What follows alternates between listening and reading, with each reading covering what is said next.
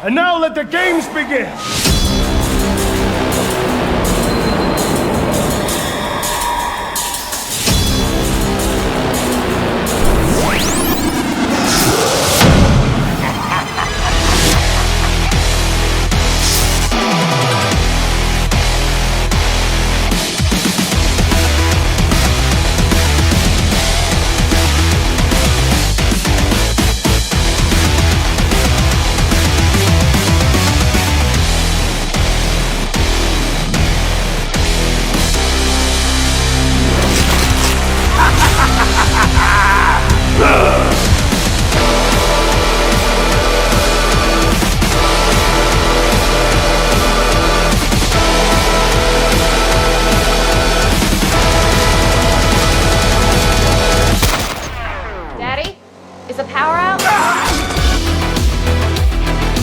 Now to this video game, so horrifying it has been banned in Great Britain.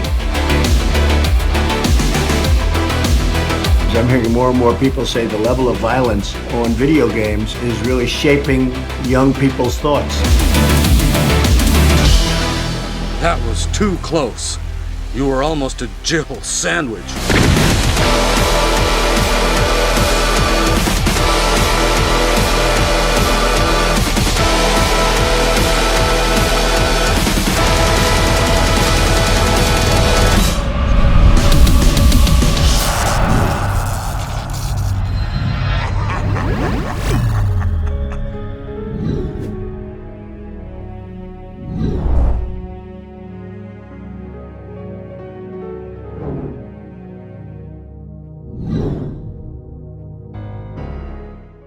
Welcome back to another episode of the WASD and Beyond podcast. I'm your host, Nick.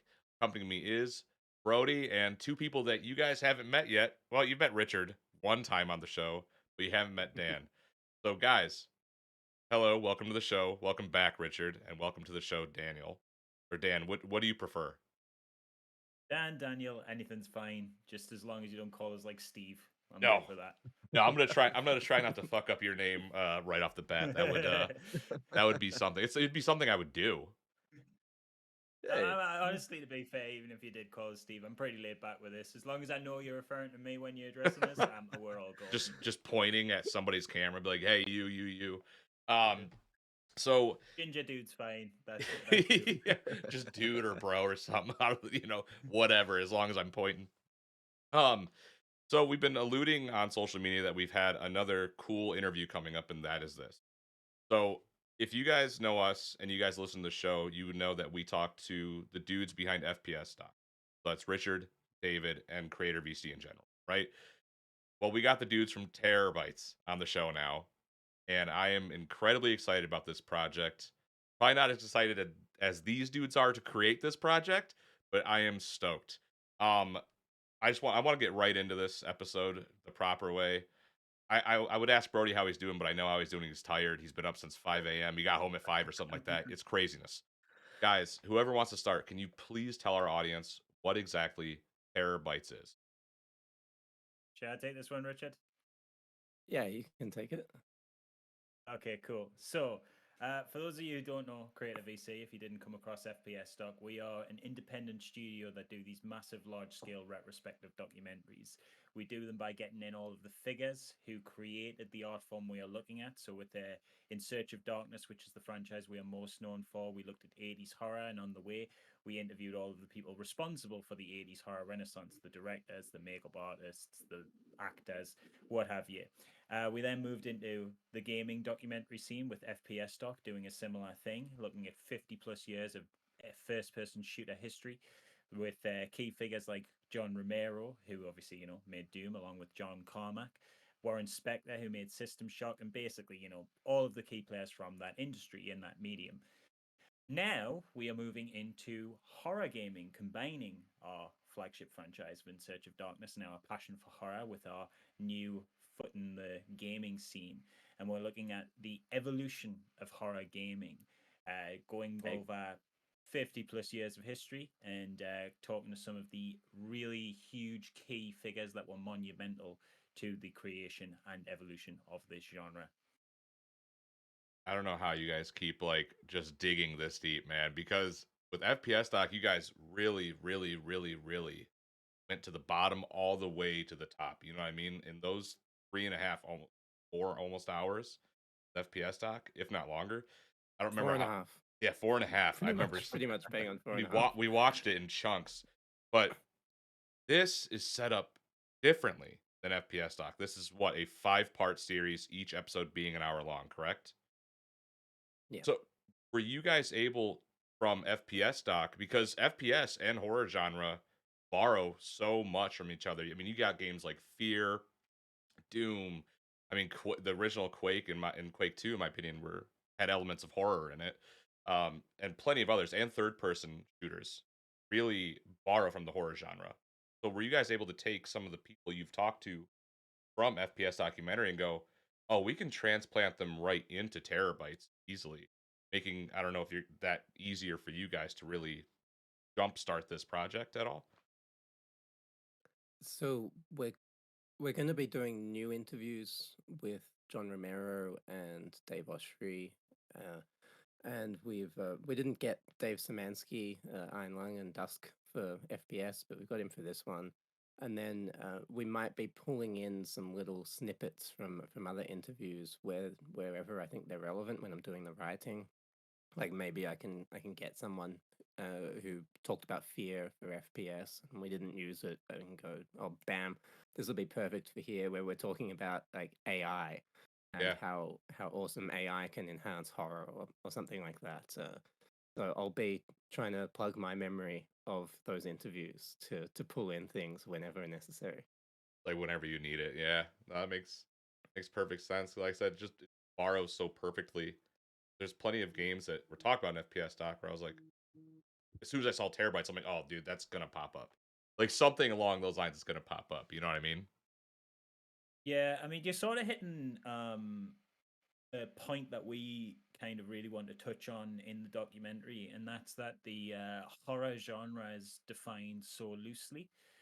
It's almost like a thematic lens through which to analyze other genres as it is a genre into itself.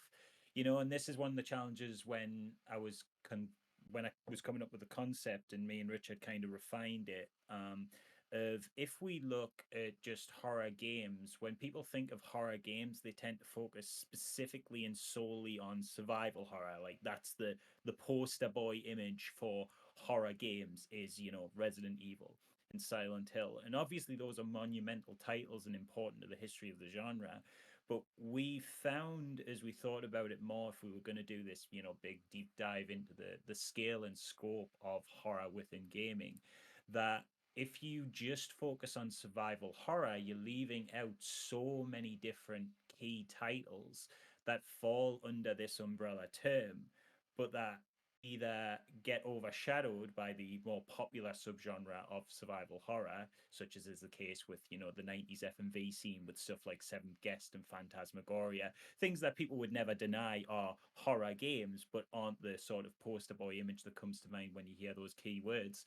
But then also things like, like you say, you mentioned yourself, Doom and Quake, they are primarily, thought of as first person shooters first, in a similar way like Castlevania is thought of as a Metroidvania first.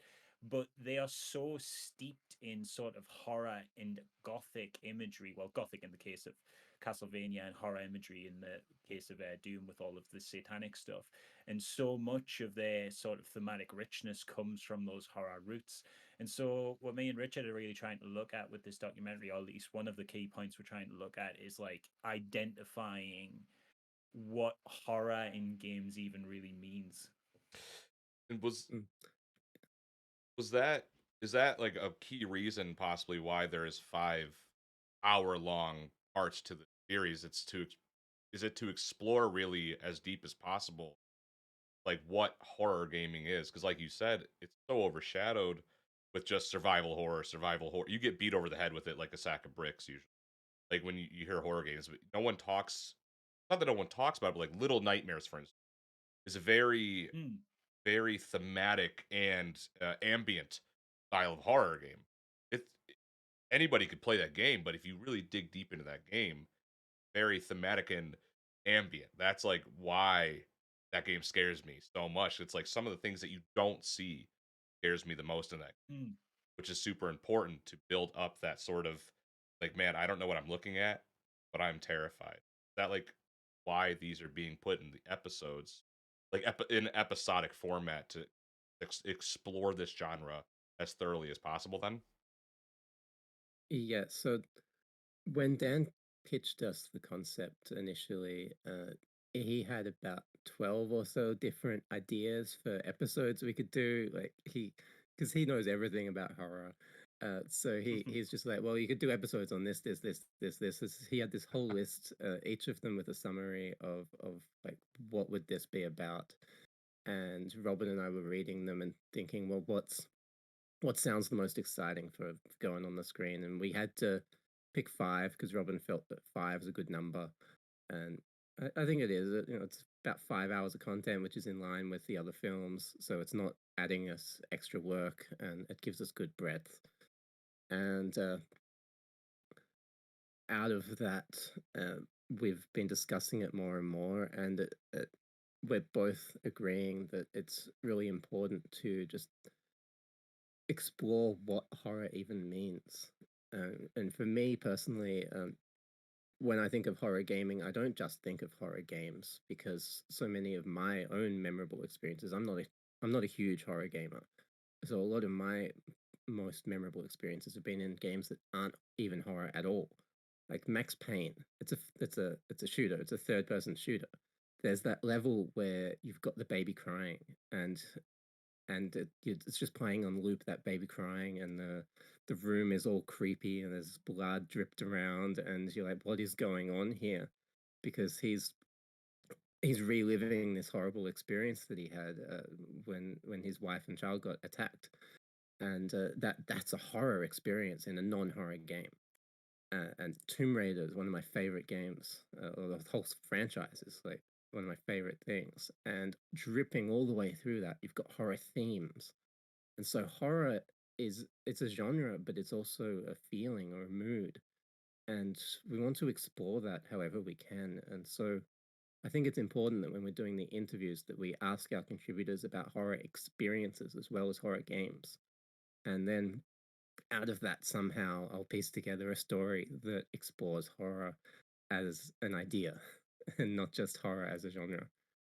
Yeah, I'm with you, Richard, where I'm not really a spooky game guy at all. Like, I grew up, playing a lot of first-person shooters, so that's typically where I connect a lot more was when you guys were doing the FPS doc. But, bringing up how you guys are approaching this whole project as a whole, like I go back and I think of BioShock. Like BioShock was a big one for me that I love that franchise, and it has those creepy elements, those things that kind of make your skin tingle a little bit and your hair stand up on end, but it never really is thrown into the horror genre as much, just because it is typically that survival horror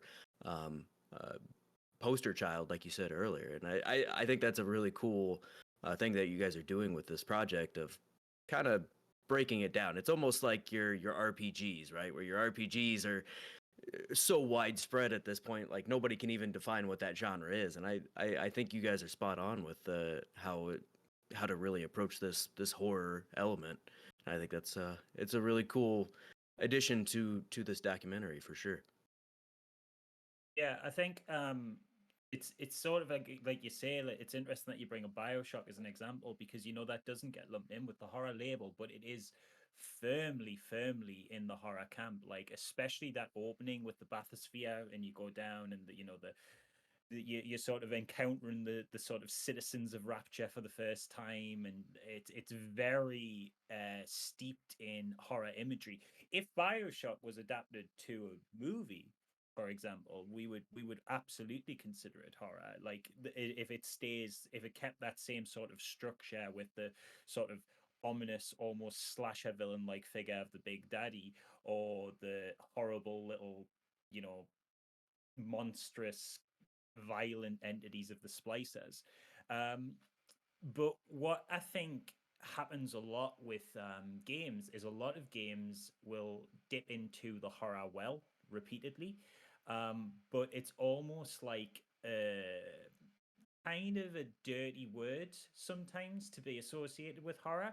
This is something you see across all mediums, really. It's only really in literature we've started to really value horror, because we can kind of look at, you know, the classics like Dracula and be like, oh yes, this is esteemed, this is a worthy of praise.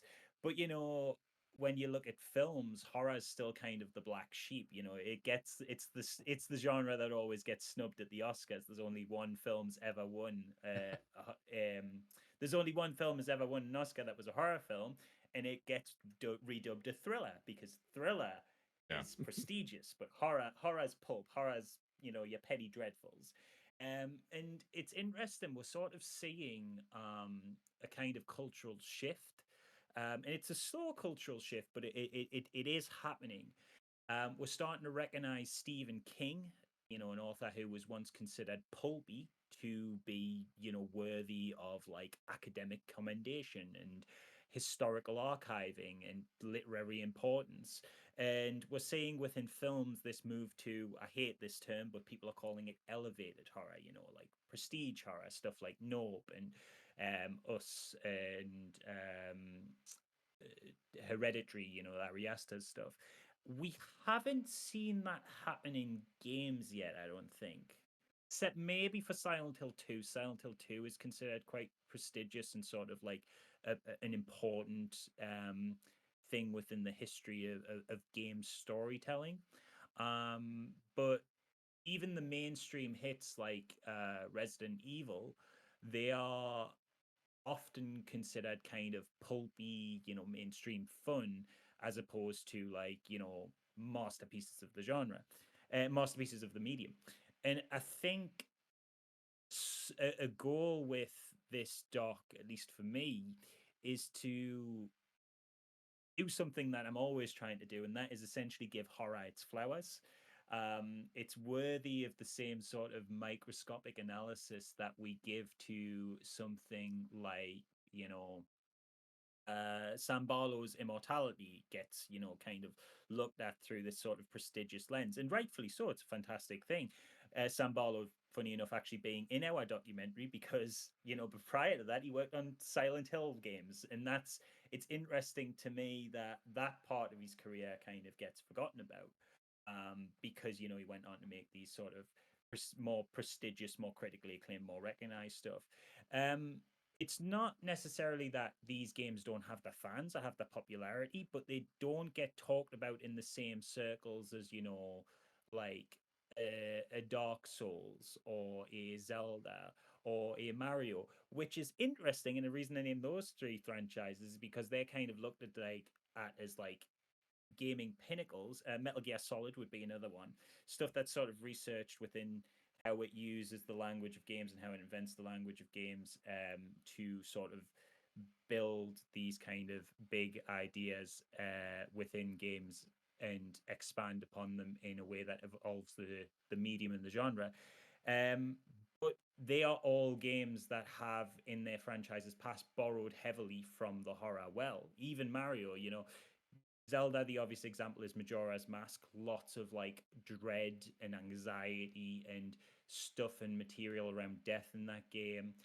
Metal Gear Solid has, you know, Psycho Mantis and weird, trippy horror stuff. And Mario has a surprising amount of horror Easter eggs. You would never consider them, you know, you would never think about it, but there's some creepy stuff in Mario, like the three figures that follow you around in one of the stages of Mario Galaxy at the top of a stage that you could miss out and not notice. And I just find it interesting that in sort of all mediums, a lot of sort of established genres are happy to borrow from the well of horror, but they don't want to have the label of it.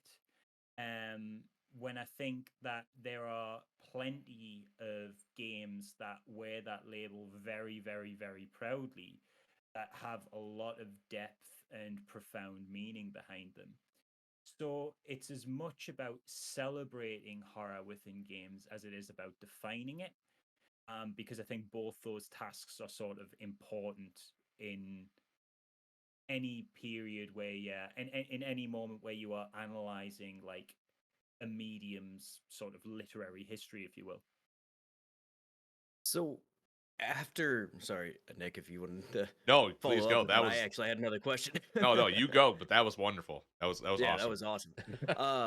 So I mean, following up on FPS doc, right? Like that's a kind of, like you said, it is a widespread thing. Like FPSs are all over the place, right? And then now kind of transferring into the horror theme of games, like what? I mean, Dan, obviously, you seem like a real driving force behind this project. What was kind of the big push to actually pursue this, especially as the scope kind of grew and you guys got into it and realized, like, oh well, now we're not just staying in survival horror, we're spreading into other things. So Richard, if you want to go I ahead can first. I can talk a bit. I can talk a bit on the internal thing because Dan's new to the company. Yeah. As we were finishing up FPSDOC, I think is when Dan just sent in his proposal. He had this long pitch. He's a fan of the company. He can talk more about that when he goes.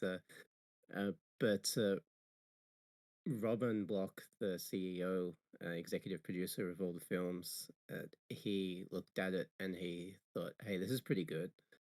And it occurred to him, "Oh, hey, we could look at horror. That's an interesting idea. We've got these In Search of Darkness films. They're huge. They're just they've completely changed his life and everyone who's worked on those. And horror is like it's the niche that the company specializes in now. And we needed projects to do after FPS. We were talking about, are we going to do a sequel? Are we going to get into a particular game? Uh, it we thought it made sense that David and I would split off because we're both writers. We're wasting as much as it's nice to collaborate. We're being wasted as resources if we're working together on the same thing. It's reducing our respective shares in the project, um, and it's just not making good use of our talents. We're both good enough to lead something. So it's like, well, it's completely natural that if we do anything more FPS related, David's going to lead that because he's got all this knowledge about FPS games. It's his genre. He plays Doom every year. He's crazy into FPS games.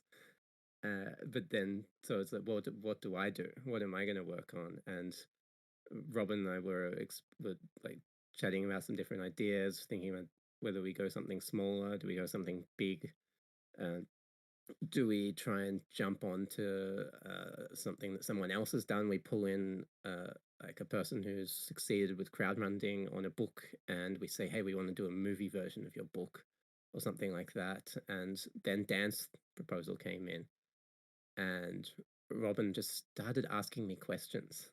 It just out of nowhere, he's like, "What do you think of this?" And it's always this way with Robin. He doesn't know he doesn't tell you why he's wanting to talk to you about something. It's how he got recruited in the first place. He just he cold emailed me and it's like, "I'd like to talk to you. I'm working on this FPS project." And I had thought that maybe I was getting sort of auditioned as a potential contributor for the cast, or he wanted to just get my thoughts as a journo on whether this project is hidden right.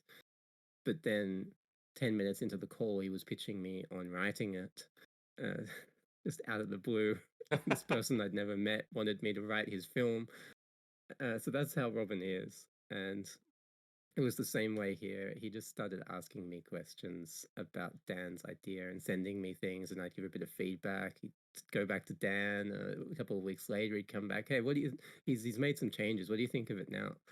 And I'd keep feeding in. And after this had been going on a few months, finally, Dan and I were both put into the same group on Slack, and we could start to talk between us. And by then, the project was sort of into a validation-y phase, which is an important thing for us now, where we want to test an idea before we go ahead with it.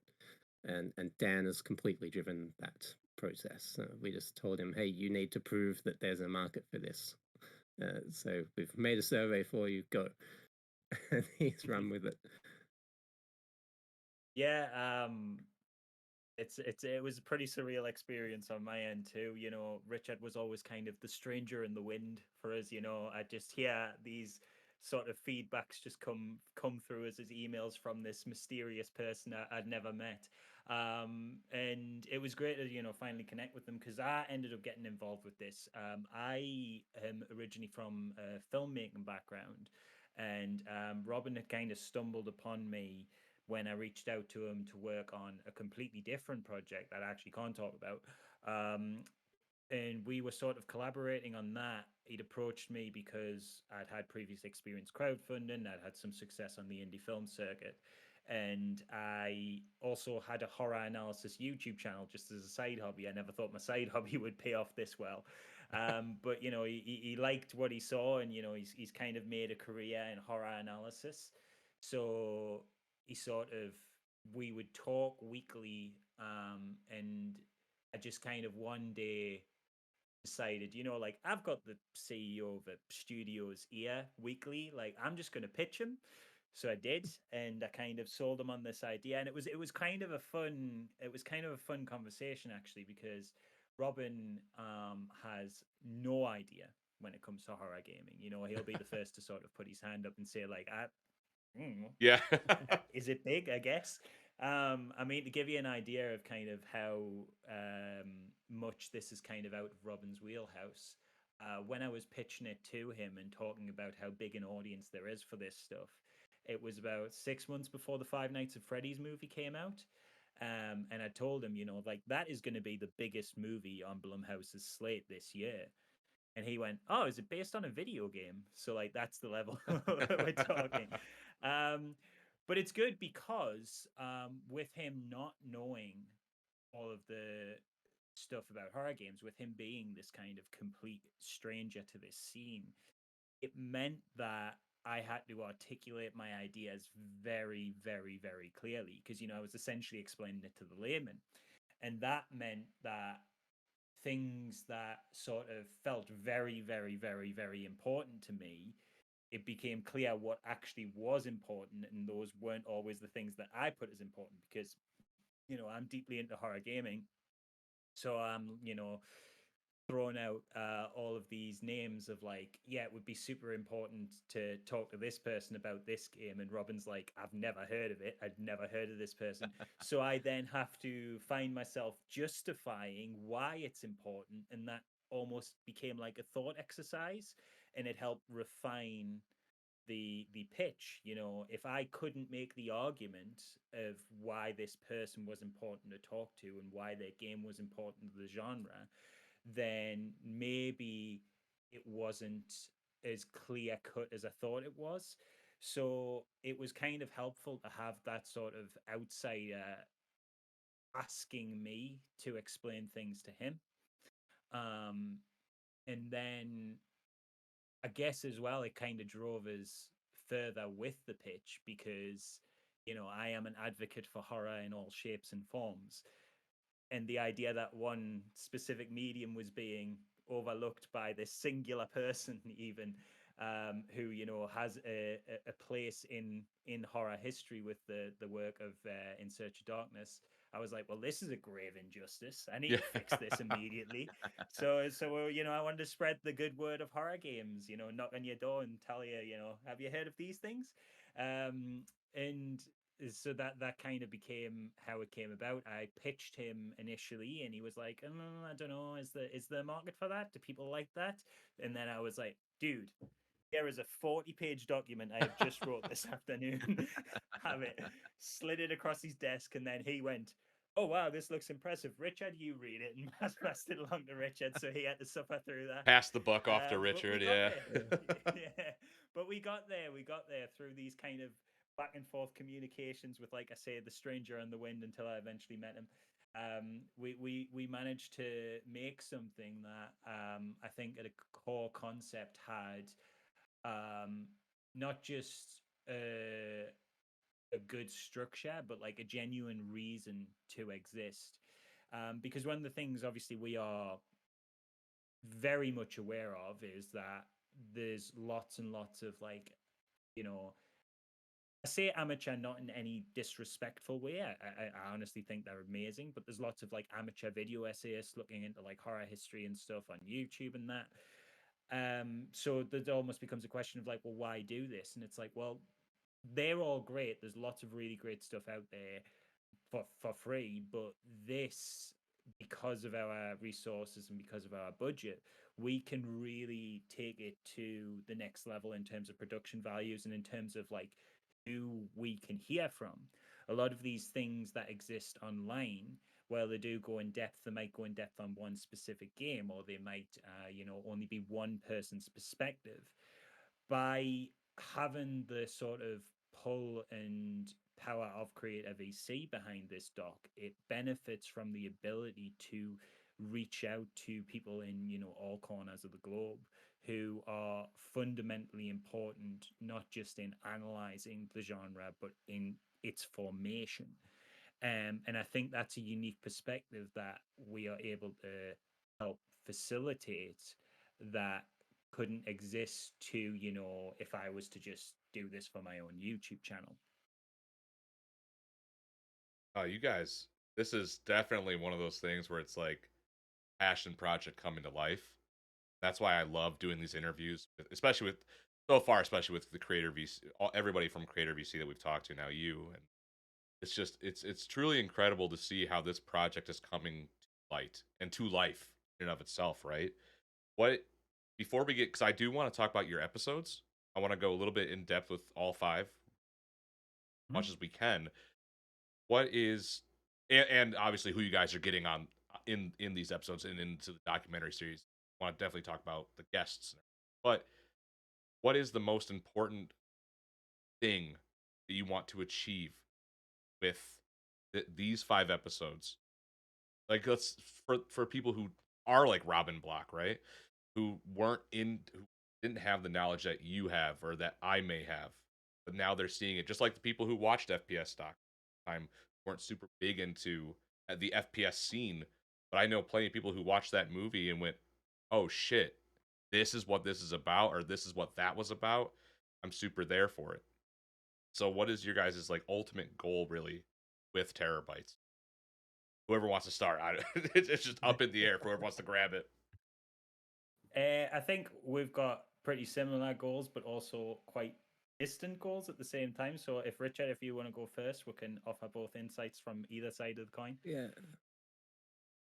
Yeah, I guess the first place my head goes to is that it'd be great to show people that horror in games can be an art form, and a very diverse kind of art form. It's not just about survival horror, like we've talked before. Yeah. It's a mood, it's a theme, it's an aesthetic, it's an idea and a feeling, and it's a feeling that can elevate games, because games are a very active medium. They're almost a primal medium. Horror is a primal genre. It's tapping into stuff that's deep inside of us, and uh, games are all about making you the star of the thing, and so you can do things with horror in games that you can't do in any other medium, and that's really interesting. And I'd like us to tap into the richness of horror as a medium, but also the breadth of horror, and touch on the idea of what makes horror interesting. And I want to explore that, what makes horror interesting, and hear from all our contributors what to them is interesting about it, and pepper the film with quotes about it. Yeah, and just to kind of agree with everything Richard said there, and just to kind of jump on with further points from my side of things, I think for me, and I'll try and keep this short because I could talk, forever Dude, about go for the it. dreams and Go the for it. ideal goals that this could come out with. But I think an important thing for me is to celebrate the people behind these things. I do believe them to be truly art, and I do think they're important, like artifacts of culture. And it's frustrating to me And this isn't uniquely to horror specifically. This is a games thing. But it's frustrating to me that, you know, when we think of films, we know Spielberg, we know James Cameron, we know Dario Argento, we know Jordan Peele, we know all of the names of Tarantino's and whoever else is behind these things. But if I said to you, you know, oh, you love Clock Tower, like, I'm a big fan of the works of Hifumi Kono, you might go, who? And I don't think that's fair. You know, No, it's I not. think that's a damn shame. I think, you know, in an ideal world, like, yes, there are some, you know, really famous names within gaming. Like, a lot of people know Miyamoto, a lot of people know Kojima, but even somebody as beloved within the culture as Akira Yamaoka maybe isn't a household name when he probably should be. For those who don't know, Akira Yamaoka is the composer of and producer of the early Silent Hill series. Somebody who I think transcends his medium and is not just a fantastic games composer, but genuinely one of the greatest living musicians alive. Right. But because he's within this medium of games, and specifically pretty much exclusively composes for horror games, he's more of a niche figure, even though he probably should be, you know, a household name in just terms of what he's done for instrumentation within, you know, video game compositions and just general melody and composure of songs in general. He's honestly made some of the most beautiful music in the world, and people outside of these circles just haven't heard it, and I think that's tragic. And yeah, so celebrating all of the names behind these games would be a big thing for me. But for me, and this is something that I find deeply important when I'm sort of praising horror, is I really want to get to the emotional core of its appeal. Uh, so for me, horror is kind of like, you know, a good long-term friend. It's kind of always there for us, and that seems like almost a silly thing to say in a lot of ways, because, you know, it has that stigma attached to it. You'll often hear people be like, you know, oh, I don't like horror films, that it's gross, it's sick, it's disgusting. I've been, you know, I've heard people call me sick for liking horror films. Oh And yeah. I find that such a bizarre take, because then, you know, people will go and watch Game of Thrones and watch various gory, you know, cuttings of The genitals boys and, and you shit. know, Yeah. yeah, and horrible assaults and all that. And I don't understand why that is necessarily, and I'm not saying those things are bad. I love those things, but I don't understand why it's generally seen in this better light. Where when you really break horror down to its core, for me, it is the most emotionally honest genre in a lot of ways. Specifically, if we're looking at gaming, horror in games takes this really interesting strategy of booking the trend of what we traditionally use games for. Games we think of mostly as power fantasies. When you're playing as Kratos, you are a literal slayer of gods. When you're playing Halo, you're, you know, the greatest soldier in the known universe. You know, even going to something like Mario, it's a flight of fancy. You're gymnastic, you're athletic, you're dancing about the screen. It's beautiful, it's whimsical. And so in all of these games, and in almost all of the games we play, it's an escape. It's a fantastical pursuit, and it is a power fantasy. And then horror in games tends to turn around and go, okay, but what if instead of playing as a dragon slayer, you're just a sad librarian? Just hear us out. What if instead of being, you know, the mightiest warrior in all of Mortal Kombat, you are a depressed widower?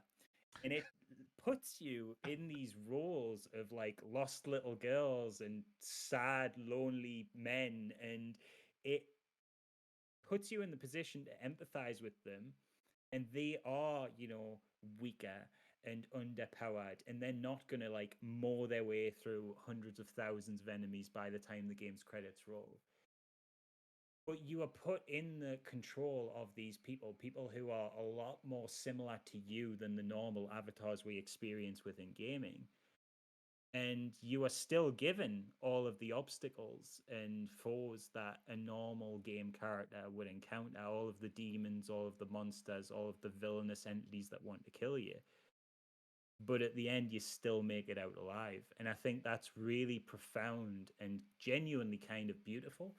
And I would love to dig down deep and celebrate that aspect of games, specifically within the horror genre, because I think whenever horror is given a label, and this isn't exclusive to games, this is in every medium, but I think it's even more true in games because games already have that kind of stigma around video game violence anyway. People hear horror game and they think blood and guts.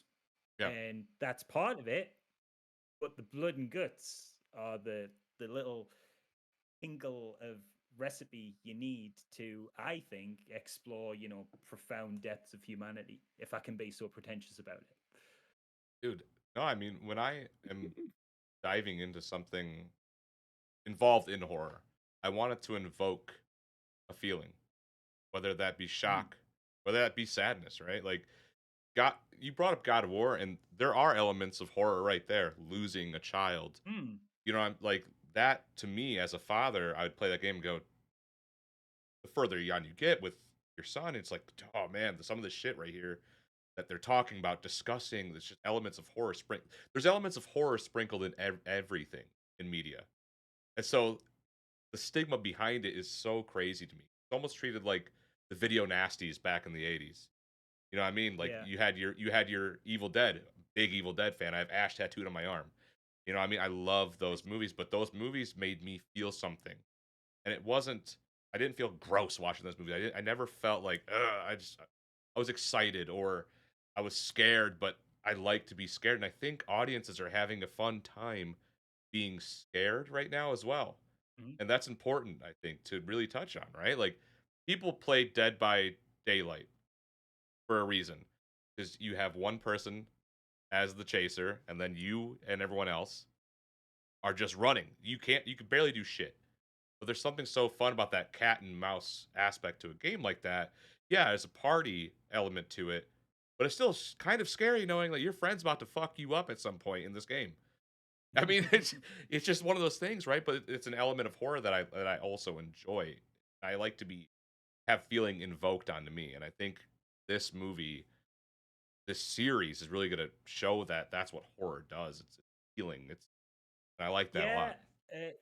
You bring up Dead by Daylight and that experience of like surviving the slasher killer. I think that in its own way, through disempowerment, making you basically useless, is empowering. The fact that you can strip somebody in a medium traditionally known for its combat capabilities of Yeah. like how to handle obstacles, be they platform for whatever, you are constantly given the tools to overcome things, and then take those tools away and say, hey, you're going to overcome this anyway, I think is genuinely like brilliant. And to give you kind of like a little horror history lesson, there was a period of time, and it's still to an extent, where we thought of the final girl trope within horror films as deeply exploitative, misogynistic, and sexist. And there is problematic elements to it. They often do get their shirts ripped, like, let's be honest, in provocative ways. However, it wasn't until an academic called Carol J. Clover came along with her sort of formative book, Men, Women, and Chainsaws, and really defined the final girl trope and said, like, isn't it interesting that horror, a genre that's typically written off as sexist, trite, that is exploitative and just, you know, voyeuristic and basically pornography, it gets written off in this manner, is, especially in the 80s, one of the few genres where we often have, female leads, and we are asked as a predominantly male audience to empathize and root for a female who will often overcome a man at the end of the film who is bigger, stronger, more armed to the teeth. And what I think horror games are doing, although maybe people haven't kind of clicked onto it yet, is they're having the private revelation within amongst the developers, that was the same revelation that Carol J. Clover had when she sort of put into her book Men, Women, and Chainsaws, that there is an empowerment in that positioning. To play Dead by Daylight, to play Resident Evil, to play Silent Hill, in some respects, it's asking you not to play as the gods and the super soldiers, but to play as the final girl. You are experiencing the final girl empowerment through an interactive medium. And the fact that, we don't celebrate that as legitimate genius is kind of baffling to me, because I think that's personally, I think that's amazing. I think that's incredible. Well, shit, look at I Spit on Your Grave, look at Last House on the Left, things like that. Those were very, very tough movies to watch in the opening scenes. But it gets to the point in those movies where it's like, no, she is a badass.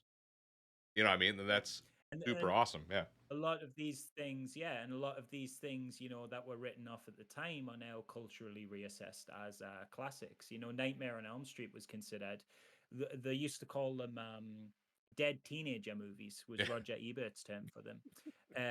But we recognize now, when you look at something like Nightmare on Elm Street, and that's just one example, we could pull 100 of these. We recognize now that it was doing a lot more in terms of commenting on the disempowerment of youths within middle-class American society. It was commenting on, the predatory relationship of adult figures. It was commenting on so many interesting ideas within, just that were purveying, Reagan's middle-class America without us really realizing it until like decades later, when everybody just goes, hang on, was Wes Craven actually a genius? And it's like, yeah. Did you not know this? And so I just kind of want to do that for horror games, I guess, as well. Dude, this movie's make a lot of people smarter in terms of this. And that's kind of, just listening to you talk about it. I've never been the horror game guy by any means, but like there is that stigma, as you were talking about, of like a lot of people approach it almost with lizard brain, right? Like it is fight or flight, and that's the whole premise. It's supposed to make you scared, and it invokes that feeling, and that's what it does. But the way you approach the medium, the way you approach the context as a whole, and look at it as like, hey, there's a lot more going on here than what's on the surface. It's not just to scare you. It's not just to provoke that feeling. Like there's a lot more going on, and that makes the genre more enticing, right? Like for me sitting here, I'm like, maybe I should get into horror games. Like maybe Brody, I should actually finally do it. Right? Doing my And, job. This is exactly what it needs to be. And I think the lens that you guys are approaching it with really does that well, and it really does make everything seem that much more enticing and that more interesting to play, because it's not just looking at it as that simple slasher film. You're now approaching it with like even something like Dead by Daylight, where it is, I mean, for the most part, it's a relatively simple concept. It's a 4v1, 3v1, whatever it was. I'm drawing a blank at the moment, but the concept is, your friend's trying to kill you and you're running and trying to escape, right? But like to look at it in that lens of there's more going on behind the surface. There's more going on behind the surface of, these crazy films that had a terrible reputation back in the day and now are looked at as like the epitome of horror or whatever it may be. It truly is kind of like a beautiful take on it. Like you said earlier, it is a lot more profound than people give it credit. Yeah, there's a really great Neil Gaiman quote. Obviously, he's more referring to literature, but it goes something like, "Fairy tales are more than true, not because they tell us that dragons and monsters exist, but because they tell us that the dragons can be slain." I think that there is no better physical representation of that core idea of the power of storytelling teaching you, you know, that there is light at the end of the tunnel, there is an escape from the darkness, there is an something you can find deep within yourself that will overcome the worst things that will happen to you. I don't think there's a better metaphorical physical representation of that idea than horror games, because that is literally what they ask you to do.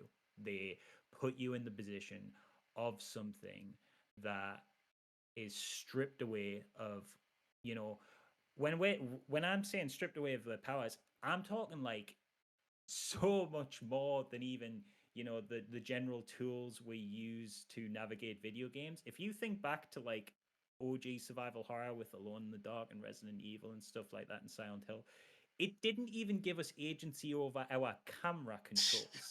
We couldn't necessarily see what was happening off screen.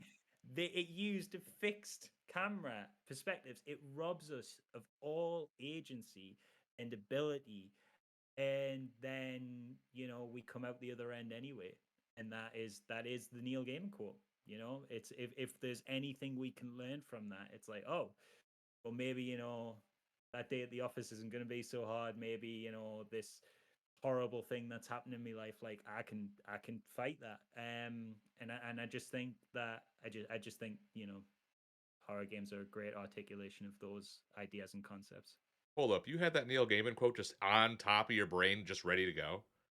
I said, I can't. I've got it like in my back pocket all times. Yeah, I've got like several literary quotes that I can just be like boom, boom, boom, boom. I can't do that. Smart, really quick. I can't. I host a show and I can't do that. So maybe you'll take my job after this, because you what you guys are creating here is so, again, with FPSDOC, I'm gonna say it for this. It sounds so special and just so involved with love, because you could tell when a project just, here's information, here's some interviews, and that's what you're getting. Information, interviews. This is so this sounds like so much more. And there's nothing. I want to explore these episodes because we are at the 50-minute mark. We promised ourselves 45 to an hour, and that's not happening. I did. No, it's Yeah, I did we warn will. you before I get on that I ramble. You know what, man? It's for this. This is awesome because I want to go through these episodes, even if briefly, and just explain. There's so much passion here. This is insane. I don't know. I'm losing my train of thought with how stoked I am on this project. Just like I did with talking to David the first time for FPS. I was like, oh well, like I love Half-Life, you know. And David was like, I like Half-Life, and we talked about that for 10 minutes. And Brody was like, dude, get back to topic. And I was like, oh shit. So can we please explore these 5 episodes just a little bit and explain to the audience what they're going to be getting per episode and what to expect, and then we can talk a little bit about who's on the episodes. Okay, so you want us to Yes. to roll now? Okay, so That was without a hitch. We're going off without a hitch here. so the first episode will be about survival horror games. Working title is Enter the Survival Horror. It's sort of self-explanatory. Yeah. We're digging into the survival horror. I mean, we could call it a subgenre of horror, but basically it is a genre. It's something that if Terrorbytes does well, maybe one day we'll give Dan the keys to go and do a 5-hour film on survival horror on its own or something. Like it's massive. Yeah. But we don't just want to talk about Resident Evil and Silent Hill, and obviously Alone in the Dark will be in there too, as it's so formative. But we want to also explore some other areas. You know, the documentary is subtitled "The Evolution of Horror Gaming," so we're going to be getting into some of the more recent-ish stuff, like Outlast. We've got a couple of Outlast people in the doc. But we want to go right back and explore the beginnings of the genre and think about, well, where did these ideas first form? And it's not just in the 90s with Alone in the Dark. You had Alone in the Dark as one of the influences for Resident Evil, but then there's also like Sweet Home, which is an RPG, 1989 on the Nintendo. And you go back even further, and one thing that I made sure we talked about, and we've got the guy who made it, Sinister. It's an arcade game, but it's totally survival horror. You literally cannot survive that game. The whole point of the game is that you survive as long as you can. It's like if you make it 2 minutes without getting killed by that horrifying thing screaming, "I hunger," and chasing you and like, "Die, coward," then you're doing Yeah. amazing. If you can last 2 minutes in Sinister.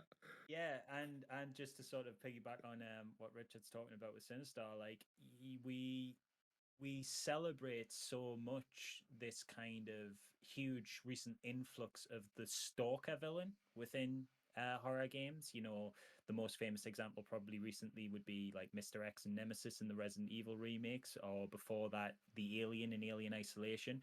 These have become like really like people are pointing at that and going like, "Oh, that's a really cool new thing that we're only just doing now." And it's like that could not be further from the truth, because if you go back all the way to Sinister, that's like one of the OG stalker villains, just this unbeatable, unkillable thing that just keeps coming back and back and back and back and back and back and back until it ends you.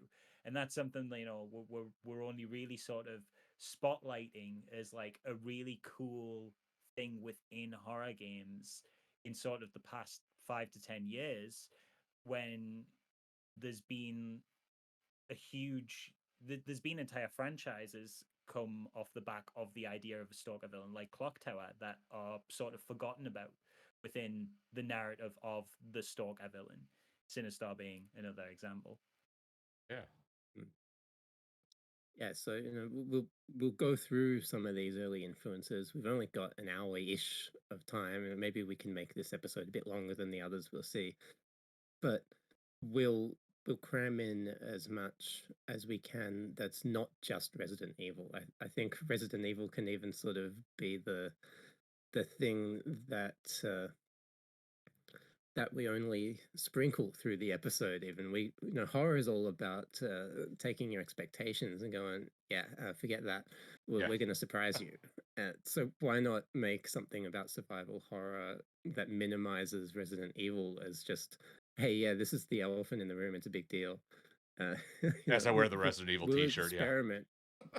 We're going to look at the material that we have, and we'll figure out a way to present it that we think is the most interesting for that period of time, even if it means that we'd only talk about like 2 Resident Evil games and they only get a total of 6 minutes of screen time. If that's the way it turns out, then that's the way it turns out. Agree with that. And just like with FPS and with the In Search Of films, it's not just going to be game by game. We've got to look at some topics. We've got to explore some ideas, and I've come up with some ideas for what those are going to be, and Dan's excited about them. So that's always promising when I get an idea and I say, "Hey, how about we talk about this in this episode?" And he writes me like 500-word reply. I know I'm onto something. Awesome.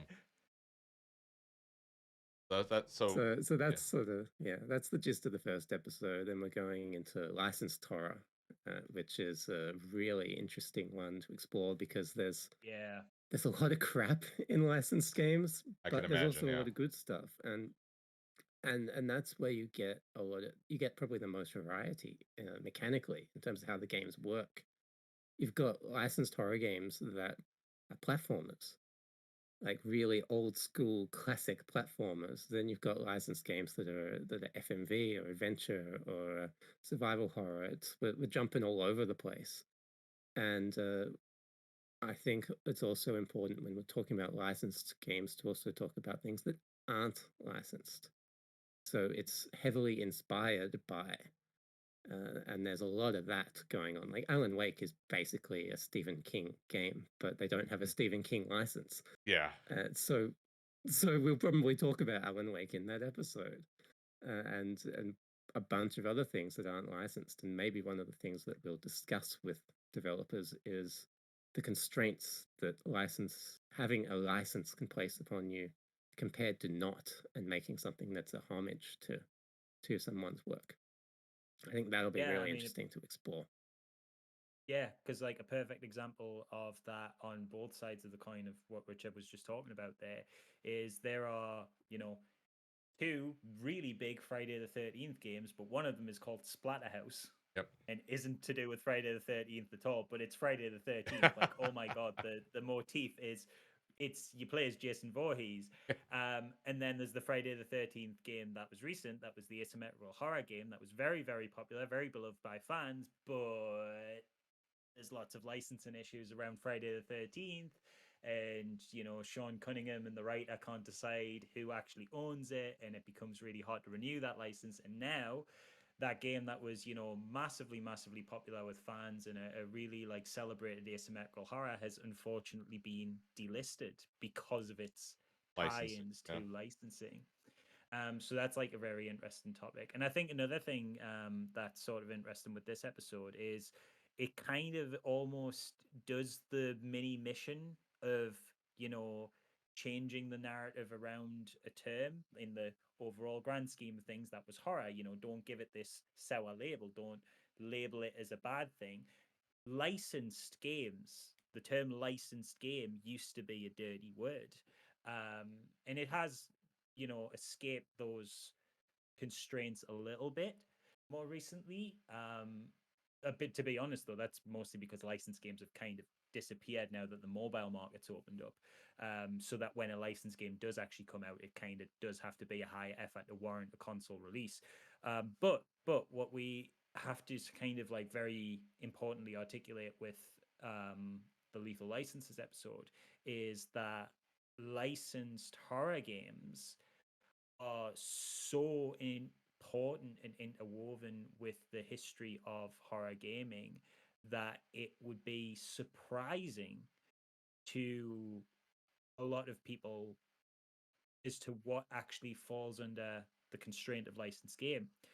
And one example of that would be a very, very, very celebrated and beloved survival horror RPG classic would be Parasite Eve, a game that is so famous for being a video game that if you Google Parasite Eve, you're probably going to get the video game, but it's a book. It's a sequel that from a book that was licensed out. And people don't even know about the book. How insane is that? That this game was so profoundly big within its culture that it erased its source material from like pop cultural knowledge. That's maddening. That's like almost unheard of. Could you imagine if people, didn't know that Harry Potter was a book because the films did so well? Right. And those are, they're like huge, and Lord of the Rings is huge, but they didn't erase the sort of cultural awareness of its source material, and yet Parasite Eve managed to do that. That's kind of insane. That is And quite and wild. there's lots of really insane things within like the world of licensed and I suppose unlicensed video games. There was such a demand for seeing sort of popular horror icons in games that wasn't being fulfilled, that the amount of sort of fan-made NES games that are kicking about, there's a Hellraiser game that's like fully complete that you can just play on a ROM. Yeah.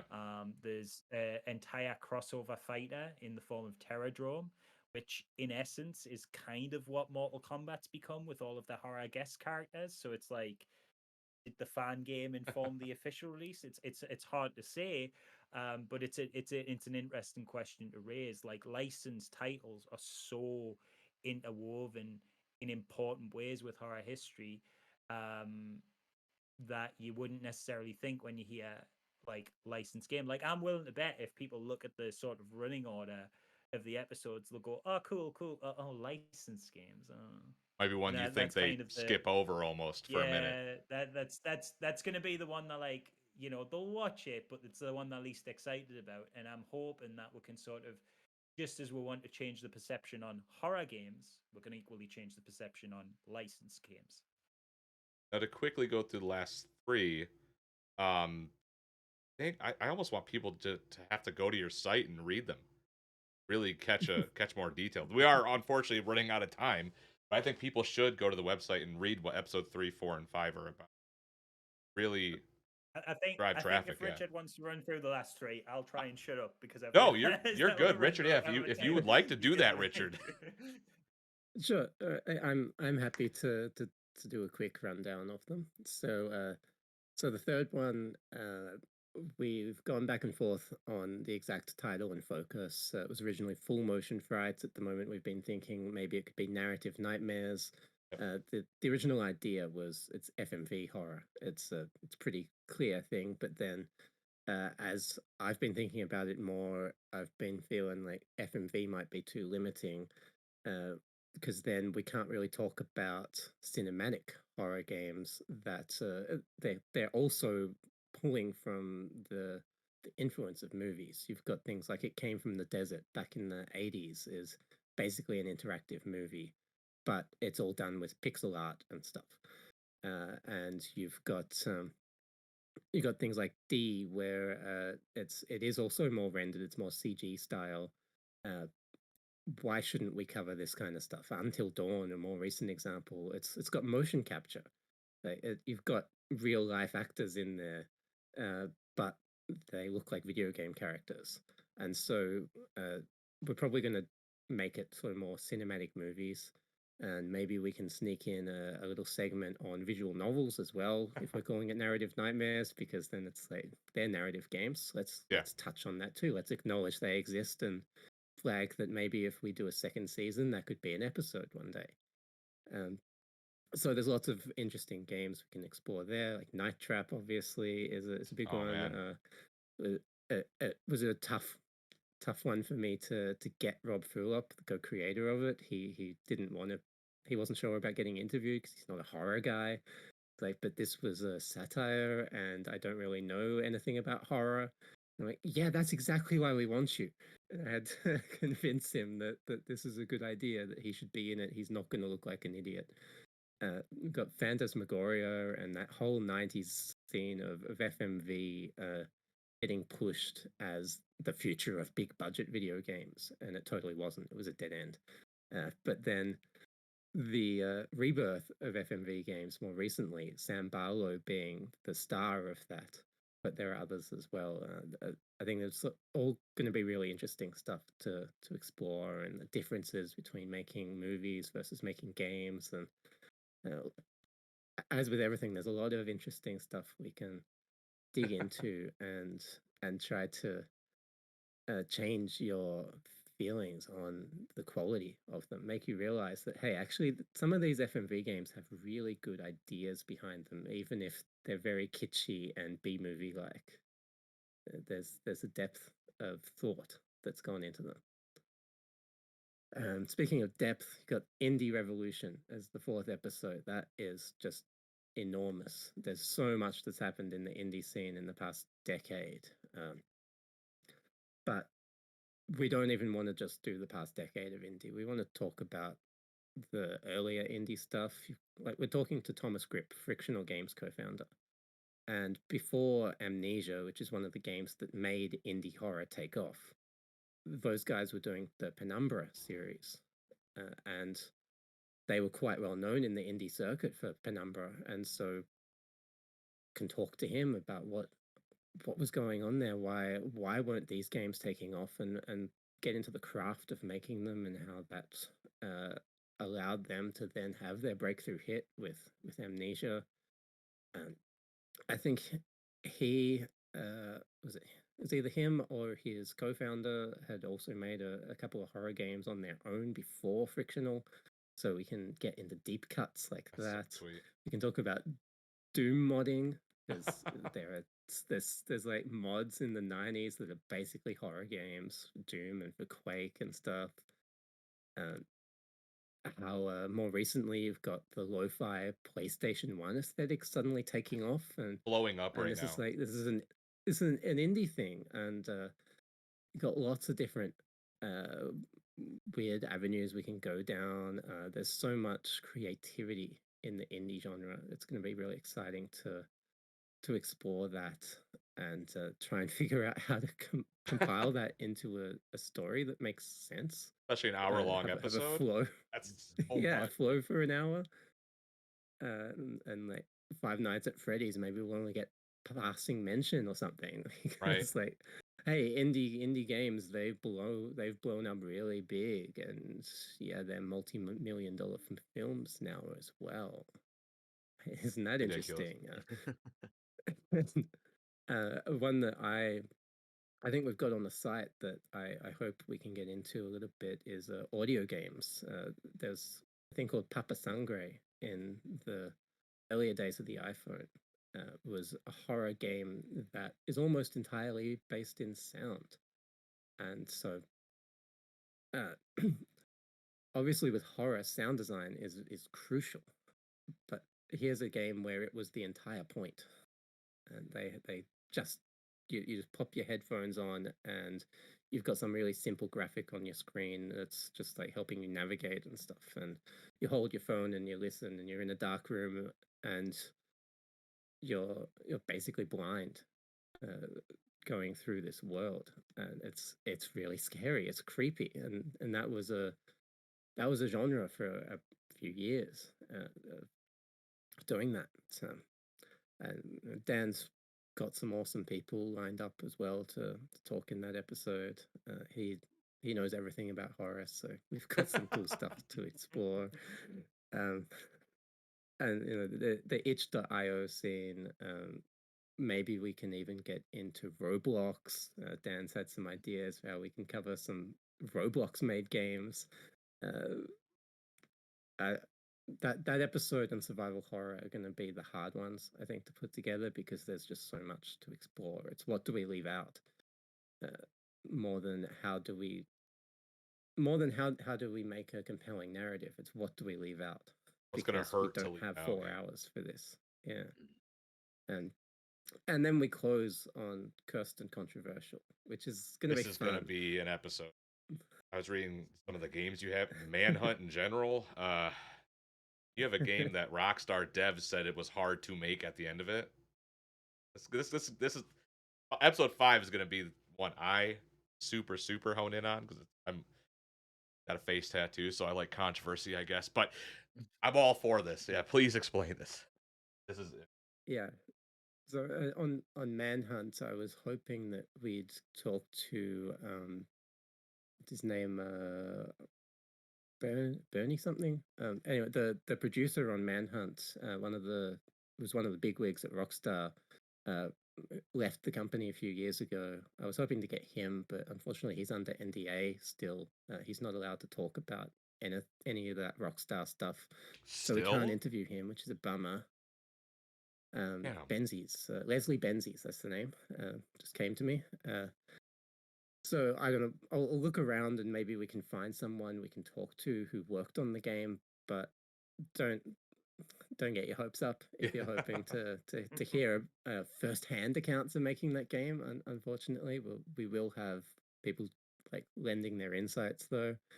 Um, you've also got like Night Trap was the subject to a congressional hearing, which is hilarious because it's so tame, and it's not even about killing anyone. The whole point of the game is to save these girls from getting killed by vampires. And it's so kitschy, and the fact that anyone thought it was controversial is hilarious.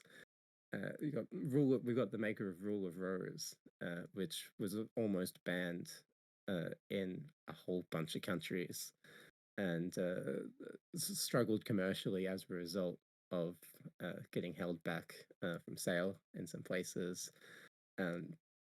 Saw and Texas Chainsaw Massacre, Doom got caught up in some controversies, some of them quite tragically, but that of course will have to get talked about a bit. Harvester and the FMV side, that might be a fun one to squeeze into the episode. But we also want to talk about games that didn't actually exist.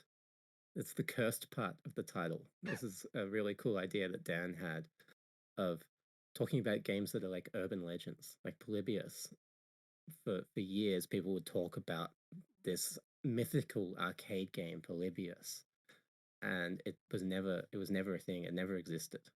I don't know how we're going to show this on screen, but we're going to ask people about Polybius.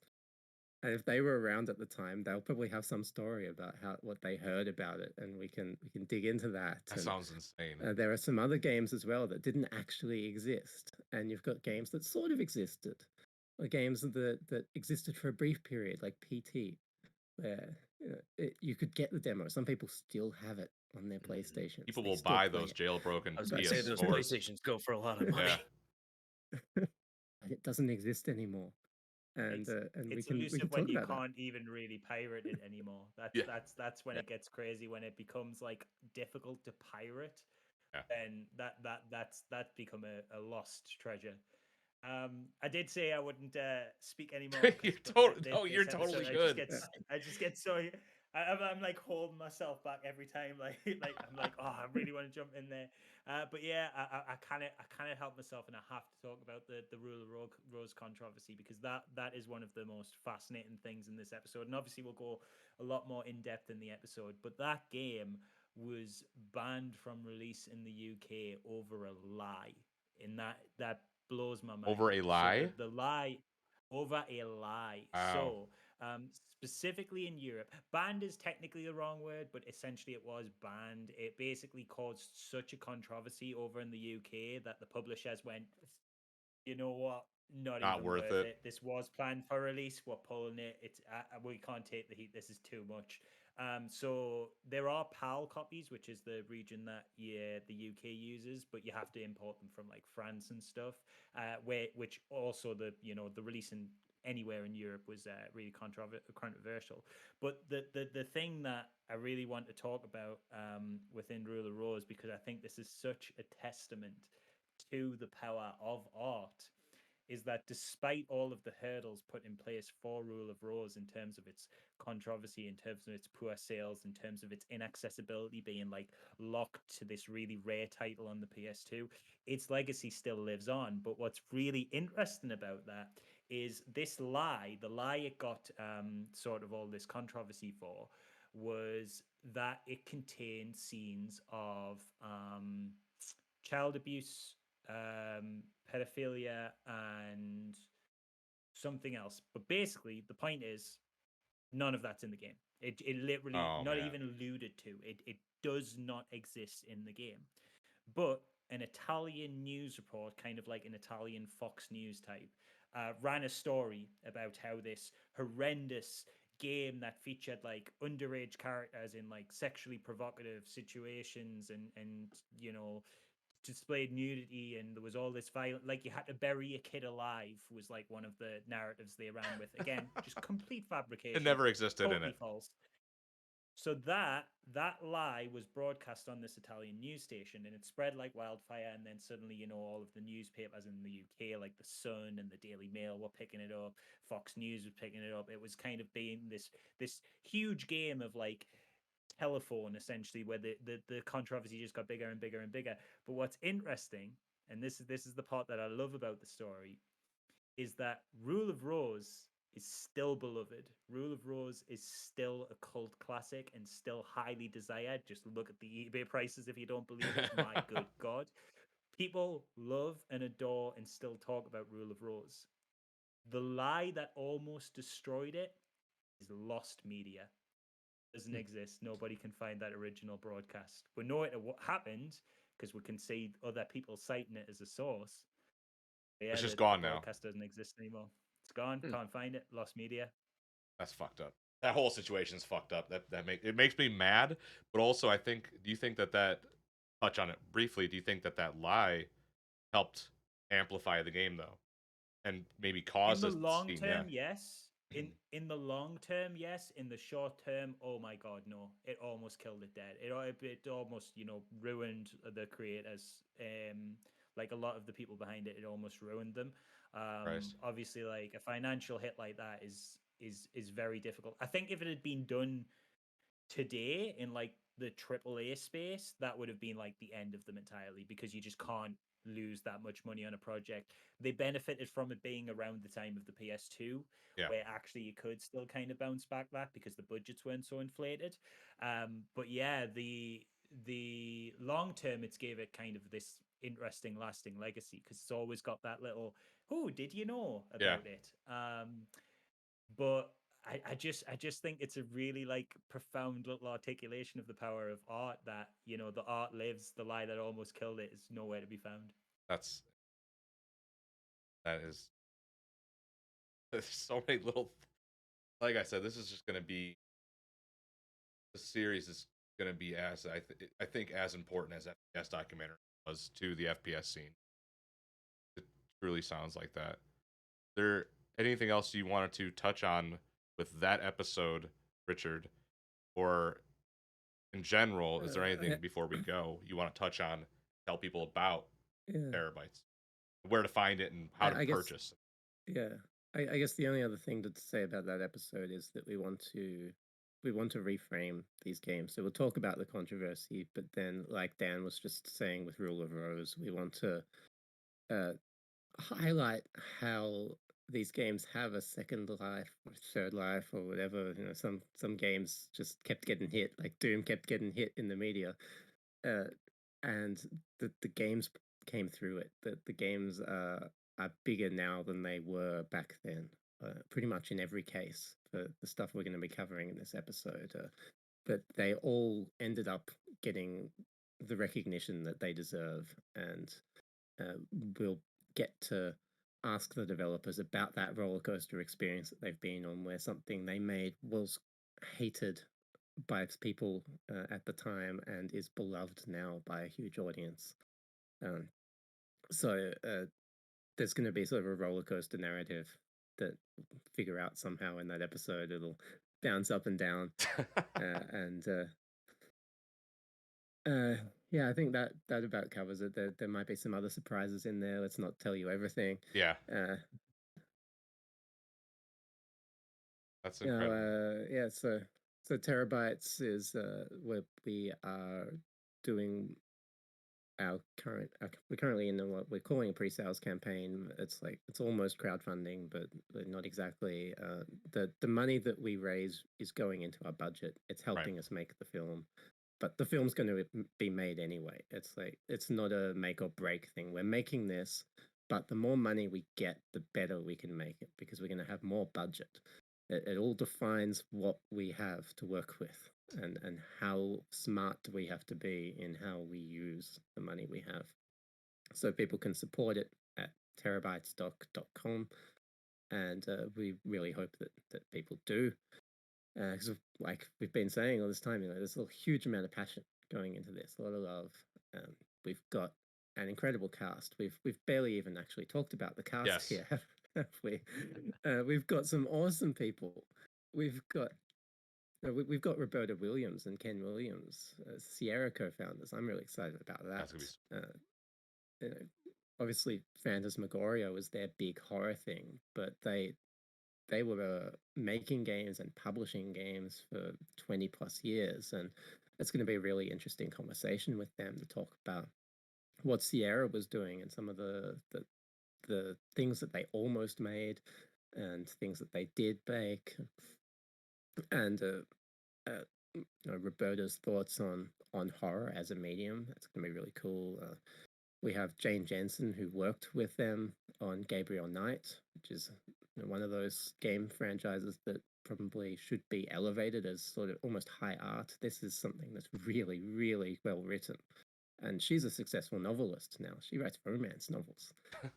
That's kind of cool. She does it under a different name. She has a pen name, but she writes romance novels, and that's her career after horror. We've got Alone in the Dark we talked about. We've got Hubert Chardot, who was the writer and sort of main designer of that stuff. He's a really interesting French guy. Got a couple of Dead by Daylight guys. Akira Yamaoka, Dan was talking about before. Graham Devine, the 7th guest co-creator, and they had the 11th Hour, which was a sequel that didn't really pan out very well and killed the company. Jeremy Blaustein, one of the key people on the Silent Hill series, he did translation and voice direction on those games, and was involved in some sort of murky capacity on the design of Silent Hill 2. We got if you look at some more recent indie stuff, we got the Slay the Princess co-creators. That's a really interesting game that we didn't talk about before. I'm sure Dan would have talked about it if I'd let him go on a ramble. It's a really cool game. We're gonna have to like just get Dan, I think, back for an episode by himself. So I'd be like, hey man, Just let him go. it's yours. Just talk. You have 900 hours because I think that's what you'll need if you get us talking about horror. I'm just weaponized, just one. What are you doing on Thursday, buddy? You know what I mean? It's one of those things. And actually, something I forgot to mention on the indie episode is Flash games. Oh shit! Before the indie resurgence, you had the Flash scene. This was indie gaming for Newgrounds. about 5 to 10 years. It was all about Newgrounds and those other sites. And we got one guy so far who was big in the Flash scene, Ben Leffler.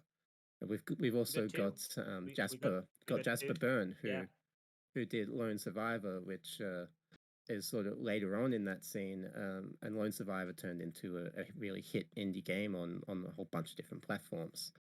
So we got these two guys who know that scene quite well. Ex Mortis was like sort of a more adventure-y type game, more mystery, and it was massive. It was one of the viral hits of its age back before we had things like YouTube and Twitch. Stuff would go viral on Newgrounds. Yeah. And that was this whole thing, and we get to revisit that.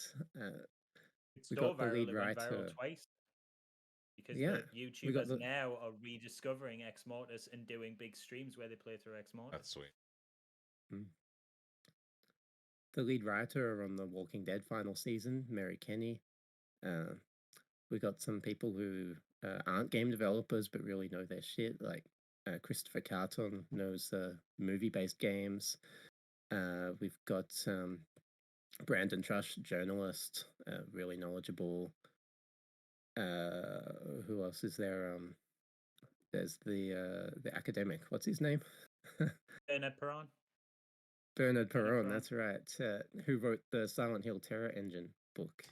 He's one of the biggest experts in the world on horror games, at least coming from the academia and journalism side of it. So he's got a lot of knowledge that I'm sure he'll be able to share with us. Got James Rolfe. He's in every CreatorVC film. Oh, you have to have the AVGN in there, bro. You got to have him. You got to tick him off. And this is a bit more in his wheelhouse. Yeah, with this as well, he's actually perfect for quite a few little bits. One of the ones that I'm really keen to get him to talk about is Polybius, because I don't know if you've seen, but he has made a horror fan film of Polybius. Gonna have to watch that then. Awesome. Yeah. Yeah, if you just YouTube it, it's on his Cinemassacre channel. If you just YouTube I'm gonna have to Polybius, it'll get up. But it's really cool. It's like it's all like lit and shot like a movie and stuff. And he discovers this arcade machine. It's real fun stuff. Hell yeah, dude. Yeah, I'm gonna have to watch for sure. And we've got to get this graphic updated on the website. Because we've got some more people who aren't on there. Yes, we do as well. Actually, we mentioned Sam Barlow before. I don't think he's on here. We've got Dennis Dyack, Eternal Darkness creator, and just recently we got Andy Bray, he was the lead AI programmer on Alien Isolation. So, I would love to hear what he has to say. Some really interesting stuff to tell us about how they made that xenomorph hunt you through the game. You mean kick your ass every 2 seconds? Yeah, I would like to hear what he has to say. Play it on easy. Play it on easy is the way to go. Yeah, to me, yeah, dude. Even with cheats, I think still kick. Not that I cheated, but even with cheats, I've heard it still kicks your ass. And we got Adam Sessler recently. That's going to be really fun. You got Adam Sessler on? That's dope. Yeah. I just got Adam Sessler. That's going to be really cool. He's a horror buff. Yeah. He's into horror movies and horror games. So it's going to be really cool to chat to him about that. And he's going to be so much fun for the Kirsten Controversial episode as well, because he's so outspoken about video game violence and the bullshit that goes down around that. Oh, that's Adam. I remember watching G4, man. way back when, not the new G4. I'm talking about the old.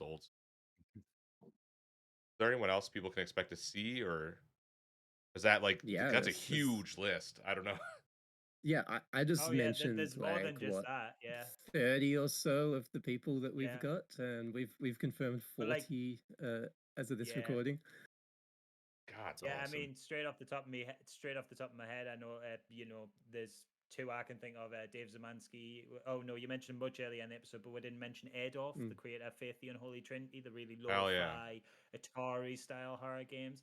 So yeah, there's loads. If you go on the website, you can see the full cast list, especially once we update that sheet, as Richard has just noted. Yeah, and I obviously would encourage you to go on the website anyway, because you can see the full trailer there. You can see all the exclusive perks. Every purchase at the moment comes with a digital copy of FPSDOC as well, so you're getting 2 documentaries for the price of 1. And if I am right in when this podcast comes out, it's ending in 3 days, so you've got 3 more days to support us in the pre-sale and get your name in the credits and get all the exclusive pre-sale goodies. I mean, I know we're gonna be supporting this. I'm gonna be purchasing soon. Taxes just hit my bank account, so I can finally buy this. But I do encourage everyone who is listening, go to the website. The website is going to be down in the link, down in our bio below the episode notes. It's going to be on our YouTube channel. We're going to be plugging the absolute shit. If you were annoyed with us when we were talking about FPSDOC, prepare to get annoyed all over again in such a special, awesome way. Because this Friday, you're about to get hit in the head with like a baseball bat of Terrorbytes. I look forward to this so goddamn much. I love working with CreatorVC. Now this is 2 movies. So it's time to get us on payroll, maybe, Robin Block. We're waiting for your call. I'll wait for you. Have your people contact me or Brody, and we'll figure it out. Otherwise, we'll just keep annoying you guys for interviews Every time. and dragging you back. Every time. But no, we really appreciate this. We appreciate you guys taking the time to come on, especially with the time differences and everything. We know it's an absolute nightmare to work it out. You guys have an awesome product here. You have an awesome company.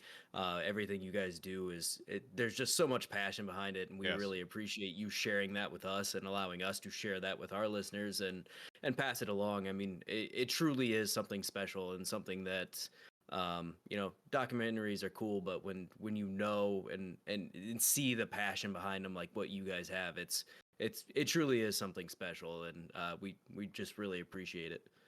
And we're here to celebrate it. 100%. Something I'd love to celebrate, and talking to you guys has made me 10 times more excited for this project, and I cannot wait to talk to you, to bring you guys back on one day when we get closer to the end of to releasing, right? So we have hit the hour and a half mark. It is time to close this show up, unfortunately. But to our audience, please expect to hear from these 2 lovely gentlemen again. And if there is anything you guys want to leave the audience off on, please do. In regards to Terrorbytes. Dan, if you've been Definitely, yeah. definitely check it out and play more horror games, everybody. They're really, really valuable cultural artifacts, and I love them so much. I will, much. just for you, Dan. Just for you. Thank you. This has all been worth doing. That was my other goal. The other goal of the documentary, it was celebrate horror, celebrate the developers, and get you specifically to play another horror game. That was Perfect. So one ticked off. We're already onto a winner. Hell yeah. Richard, is there anything you wanted to leave off on? Or are we good to put the bow on this episode? That's awesome. Dan's covered it. Okay. Well, thank you guys for hopping on the show. Thank you all for listening. Support Terrorbytes. You will see the link down in the bio below. Go to the website, buy the movie. You got 3 days left. As this episode drops, again, baseball bat to the back of the head. You're going to be hit with Terrorbytes for the next couple days. Get ready for Terrorbytes. Until next week, guys, take it easy.